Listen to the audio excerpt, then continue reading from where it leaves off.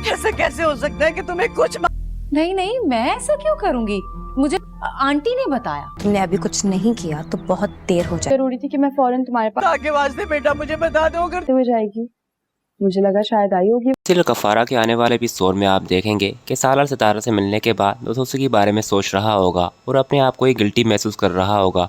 तो जुनैद उससे कहेगा कि इतनी मामूली सी लड़की के लिए तुम इतना क्यों परेशान हो रहे हो। तो वो उसे कहेगा कि वो एक मामूली सी ही लड़की है, यही बात तो मुझे परेशान कर रही है कि आखिर मैं उसके बारे में इतना क्यों सोच रहा हूँ। तो वो उसे कहेगा कि भाई इसी को ही तो मोहब्बत कहते हैं। तो वो उसे कहेगा कि मोहब्बत, आप पागल तो नहीं हो गए, कहाँ वो और कहाँ मैं, हम दोनों के स्टेटस में जमीन आसमान का फर्क है। तो यहाँ पर दोस्तों उसकी बहन स्वभाव से कहेगी कि मोहब्बत कोई स्टेटस नहीं देखती, मोहब्बत तो किसी से भी हो सकती है। पर सालार दोस्तों उन दोनों की बात बिल्कुल भी नहीं मान रहा होगा, पर दरअसल में सितारा से उससे मोहब्बत ही हो गई होगी।